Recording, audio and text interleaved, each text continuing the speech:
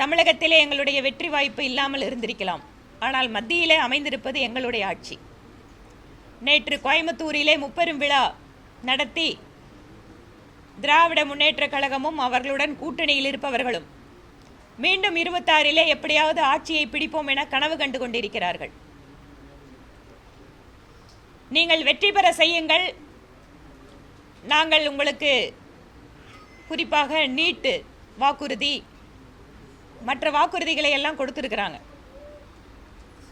மத்தியிலே இருக்கக்கூடிய அரசோடு இணைந்து பணிபுரியத்தான் ஒரு மக்கள் பிரதிநிதிக்கு வாய்ப்பு இருக்கும். அது இருந்தால் தான் அது நல்லபடியான மாற்றங்களை கொண்டு வரும்.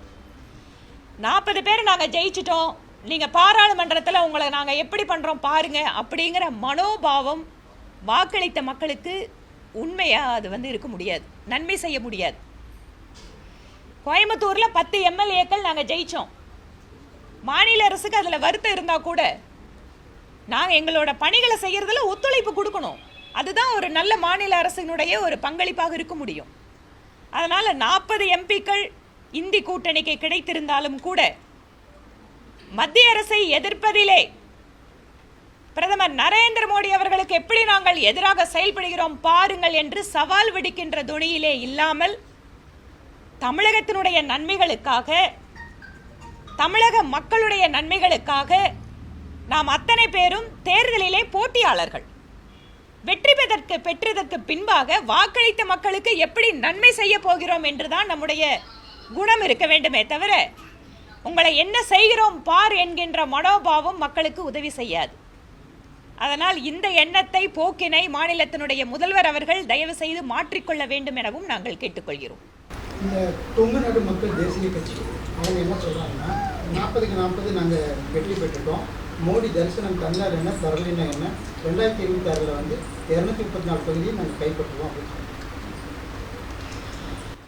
இந்த பகுதியினுடைய பல்வேறு வளர்ச்சிக்காக, பல்வேறு திட்டங்களை வளர்ச்சிக்காக பிரதமர் மோடி கொடுத்திருக்கிறார். தமிழகத்திற்கே எடுத்துக்கொண்டால் கூட நீங்கள் நிதியுதவி அப்படின்னு எடுத்துட்டா கூட யூபிஏ அரசாங்கம் கொடுத்ததை விட பல மடங்கு அதிகமாக நிதியுதவி கொடுத்தது பிரதமர் மோடி அவர்கள். அதிகமான ஸ்மார்ட் சிட்டி திட்டங்கள், இரட்டை ரயில் பாதைக்கான நிதி பங்களிப்பு, அதெல்லாம் ரொம்ப வருஷமாக பெண்டிங் இருந்தது.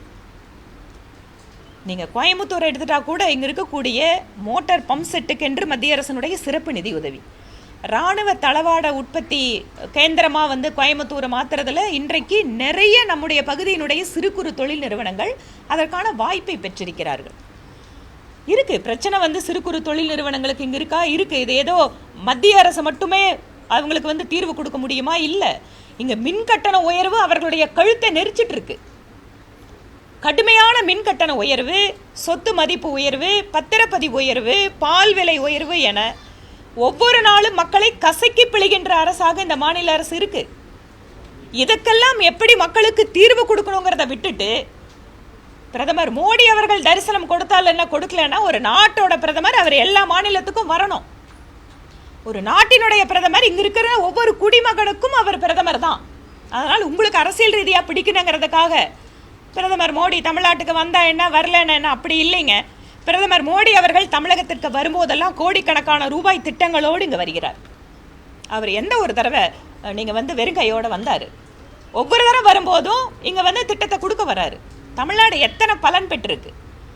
அதனால தான் சொல்கிறேன், தேர்தலில் நீங்கள் ஜெயிச்சிருக்கீங்க, நாங்கள் ஆட்சி அமைச்சிருக்கோம். நாங்கள் அந்த பொறுப்புணர்வோடு சொல்கிறோம், 3வது முறை ஆட்சி நாங்கள் அமைச்சிருக்கோம். இந்த நாட்டை உயர்த்துவதற்கு, இந்த நாட்டினுடைய வளர்ச்சிக்கு, இந்த நாட்டினுடைய மக்களுடைய உயர்வுக்கு வேலை செய்கிறோன்னு சொல்கிறோம். இதுதான் பிஜேபிக்கும் மற்ற கட்சிகளுக்கு இருக்கிற வித்தியாசம். அதனால் இங்கே வெற்றி பெற்றிருக்கக்கூடிய மக்கள் பிரதிநிதிகளுக்கு மத்தியிலே இருக்கின்ற ஆளுங்கட்சி என்கின்ற விதத்திலே எப்படியெல்லாம் தமிழகத்திற்கான நன்மைகளை பெற்றுத்தர முடியுமோ அதற்கெல்லாம் நாங்கள் உதவி செய்வோம். நாங்கள் எப்போதும் தமிழகத்தினுடைய நலனில் அக்கறையோடு செயல்பட்டு கொண்டிருக்கிறோம்.